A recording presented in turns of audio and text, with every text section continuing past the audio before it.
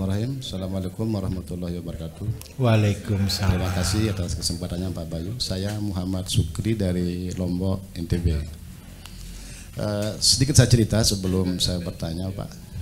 Saya sudah mengikuti YouTube-nya Bapak itu sejak puasa yang lalu. Berarti hampir 10 bulan, 1 tahun. Ya. Dan sejak itu saya mencoba membuka ada sekitar 1 hektar lahan. Saya mulai dari bikin kandang ayam yang seperti desain Pak Bayu sekitar 21 kali 4 dengan untuk pembesaran itu ada 4 susun, 4 tingkat. Setelah itu kemudian saya coba juga praktek teori tentang ternak kambing. Memang saya sejak awal ternak kambing. Tapi pada proses meliharanya itu saya pakai kandang panggung. Melihat YouTube Pak Bayu, saya terinspirasi, kemudian saya coba bikin kandang yang kayak model kolam. Terus di situ di bawahnya itu ada ranting kayu, terus kemudian saya kasih skam. Saya coba dari 60 ekor induk kambing PE, itu lumayan Pak, lumayan banyak yang mati. Karena memang adaptasinya yang salah. Karena sejak awal di kandang panggung kambing itu saya kasih makan kulit kedelai limbah tempe. Baik. Dan ternyata waktu ke kandang di situ dia agak stres. Jadi banyak yang sakit, kudis, terus kemudian ada yang kembung dan seterusnya. Itu cerita Pak. Terus kemudian saya bikin kolam juga. Ada kolam kapasitas 8.500 ekor. Dengan luasan sekitar 35 meter kali 7. Ada ikan gurami di situ dan saya coba praktek juga saran yang disampaikan Pak Bayu, pakai kotoran ayam yang difermentasi pakai air cucian beras, kemudian saya masukkan di karung dan saya gantung. Ternyata lumayan besar Pak, karpernya Pak, tapi guraminya nggak mau. Ya ada sedikit tapi nggak begitu signifikan. Jagung Madura juga sudah saya praktekkan. Nah terakhir yang agak sedikit sekarang yang sedang saya bangun Pak, saya ingin bagaimana integrasi sisa limbah cucian bekas mandi sapi. Kan saya bikin kandang di situ ada di 4 kali 15 meter. Jadi setiap pagi kan sapi itu dimandikan. Di samping itu saya juga bikin ada satu pipa yang khusus untuk buang kencingnya ada. Nah air mandinya itu saya arahkan ke sebuah kolam yang ukurannya 4 kali 3. Rencananya itu untuk cacing. Baik. Terus kemudian ada nyamuk lagi kolam sebelahnya itu ada untuk filter air sisa luapan di kandang cacing itu dengan eceng gondok. Iya. Baru terakhir ke kolam ikan lagi. Betul. Cuma saya nggak tahu apakah itu sudah benar atau kira-kira seperti apa. Apakah itu bisa dilanjutkan atau memang salah gitu. Kita harus di cross check. Kemudian yang kedua Pak pertanyaannya, di situ banyak limbah ini Pak, sisa kulit kedelai. Kulit kedelai. Basah atau kering Pak? Basah. Kedelai tempe itu Pak. Baik. Yang mau saya tanyakan, apakah itu bisa menjadi pakan tambahan untuk ikan? Karena di ayam udah saya lakukan Pak. Jadi fermentasi pakai dedak plus jagung itu udah jalan dan lumayan ayamnya gemuk-gemuk. Cuman apakah itu bisa diterapkan di ikan? Baik. Saya pikir itu Pak. Terima kasih. Assalamualaikum warahmatullahi wabarakatuh. Waalaikumsalam.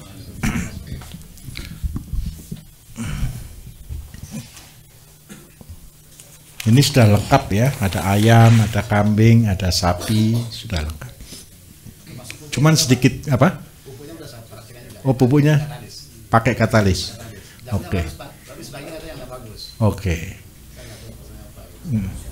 Yang tidak bagus kira-kira kondisi tanahnya di bawah atau di atas atau kurang air atau? Di atas karena saya cross check Pak. Memang kan dulu bekas kebun bambu. Baik. Jadi sebagai rata-rata saya ratakan di posisi tanah yang agak bagus itu jauhnya hampir 2 meter Pak. Oke. Kalau udah berbunga ada posisi yang paling atas itu nggak mau. Oke, 1 meter, baik. Oke. Begini Bapak Ibu, kalau semua sudah kita jalankan proses ini, kayak tadi saya akan evaluasi satu-satu. Kandang kambing Bapak Ibu ada 2 konsep. Yang pertama kambing panggung, model begini. Ini urin kita ambil, kotoran kita ambil. Kalau memang tujuan kita untuk membuat pupuk horti. Tetapi jikalau kita tidak bisa, kita pakai tradisional, bisa, boleh juga. Jadi tolong, yang pertama, di sini kita kasih lubang kurang lebih sekitar 30 sampai 50 cm. Tujuannya kita gali tanah ini adalah kita berikan di sini ranting kayu. Ini wajib. Setelah ranting kayu bisa dikasih sekam padi. Nah, kotoran kambing masuk di sini sama urinnya jadi satu. Nanti sisa-sisa makanan masukkan ke dalamnya, tidak masalah. Jadi tambah lama ini tambah tinggi. Goal dengan cara ini adalah buat pabrik pupuk yang secara tradisional. Karena yang bisa menghancurkan kotoran kambing adalah kencing kambing. Terus yang kedua, ketika terproses di sini, ini jadi hangat Bapak Ibu. Media kita ganti setahun sekali, tidak ada masalah. Dan tidak bau. Kambingnya yang tidak bau. Nah, kalau Bapak tadi cerita, di sini akhirnya muncul kudis. Tahu kudis ya? Kudis itu penyebarannya sangat cepat Bapak Ibu. Nah, kalau kudis, ya kita kasih obat. Ada ya obat suntik yang di bawah kulit itu bisa gampang, macamnya banyak, tinggal disuntik selesai. Asalkan apa? Asalkan yang pertama tidak terlambat penanganan. Terus yang kedua, kepadatan. Kepadatan kalau model kandang seperti ini tidak boleh terlalu padat. Ideal kandang kambing Bapak Ibu 6 kali 6 ini adalah 25 ekor. Ini standarnya.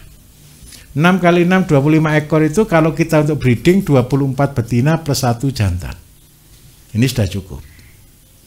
Tapi kalau Bapak Ibu ini sudah untuk breeding, kalau model kayak kandang begini gabungkan dengan ayam, jauh lebih praktis. Kalau digabungkan dengan ayam tambah halaman depannya 6 meter lagi.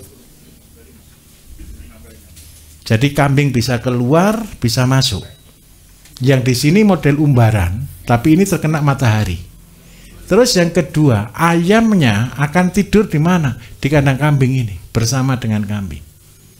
Tugasnya ayam apa di sini? Ceker-ceker kotoran kambing, dan yang kedua, matui kutunya kambing. Kalau kambing itu ada kutunya Bapak Ibu, ayam itu tinggal di atasnya punggungnya kambing nyucuk itu. Seperti burung jalak dengan kerbau. Itu membuat simbiosis mutualisme. Kalau ayam Bapak Ibu belum banyak tapi sudah punya kambing, pakai konsep ini. Ayam terbanyak di sini berapa ekor? Ini dikalikan 5, 125 ekor. Banyak. Itu makan tinggal bersama kambing. Tidurnya supaya tidak mengganggu pakan kambing, seandainya pakan kambing dibuat di depan begini, terus ini pintu masuknya, ayam makan tidur jangan taruh di atas ini ya, nanti kotoran penuh, taruh di atasnya kambing di sini. Ayam ini tidur di atas. Tempat telurnya ayam taruh di paling ujung di sini supaya Bapak Ibu bisa ambil sewaktu-waktu anaknya atau telurnya. Dan percaya saya, ayam yang tinggal dengan kambing model begini, ayamnya sehat. Terus yang kedua, kalau kembung. Penyakit kambing kedua terbanyak adalah kembung Bapak Ibu. Kembung itu cuma sepele. Dia makan makanan yang banyak mengandung nitrogen. Kalau cuma makan ampas kedelai, karena sudah direbus, aman. Bukan itu penyebab kembung. Berarti Bapak ada yang tambahkan di sini rumput. Pakai rumput atau pakai apa Pak? Nah, rumputnya itu yang masalah. Itu yang membuat kambing jadi kembung. Saya minta tolong Bapak Ibu. Rumput boleh ketika usianya di atas 45 hari. Rumput tua. Kenapa saya nyarankan Bapak Ibu untuk tanam jagung manis kalau pelihara kambing? Itu ada tujuannya.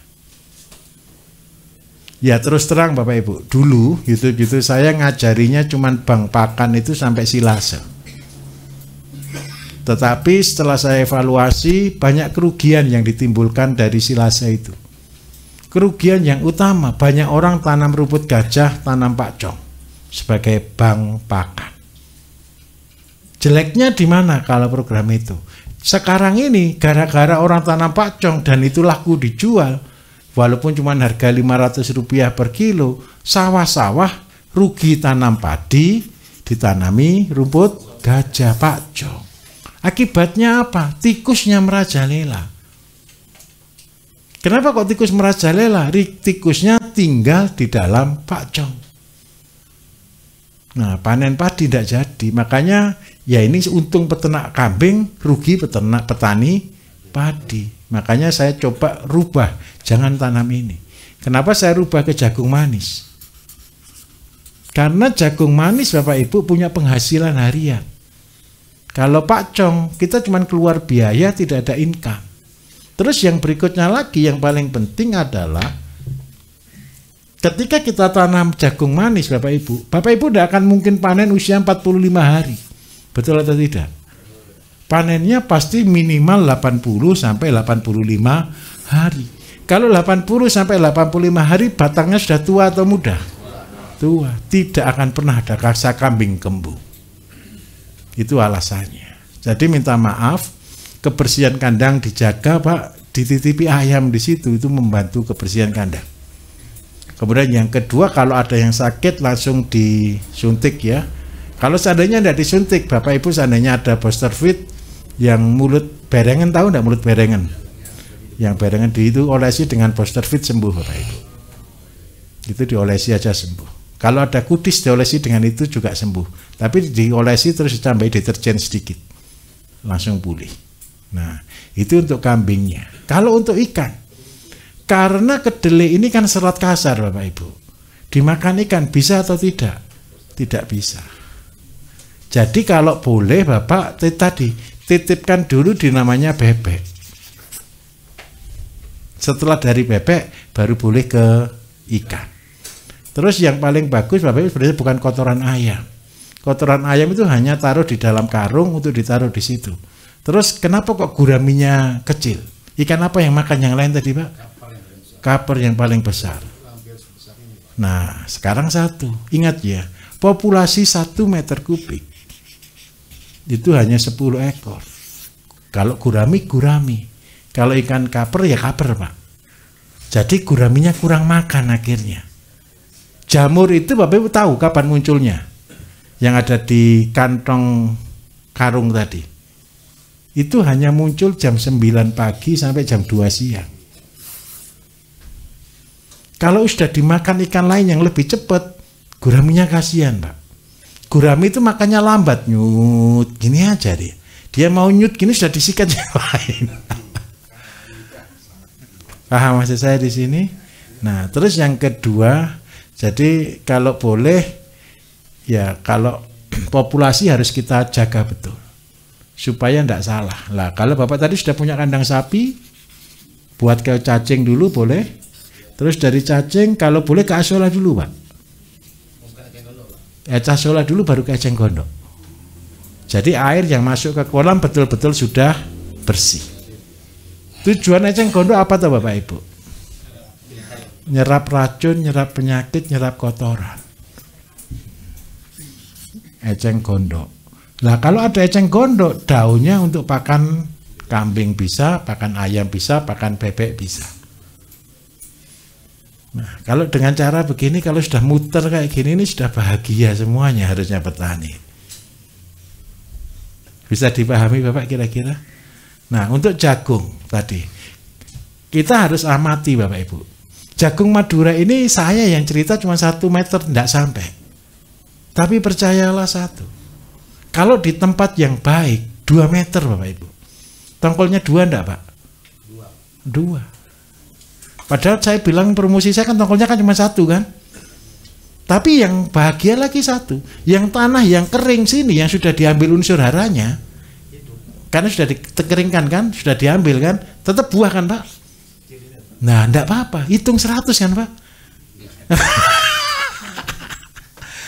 Alasan saya satu, kenapa saya pilih jagung Madura? Kalau jagung hibrida yang ditanam di tanah itu kira-kira buah enggak?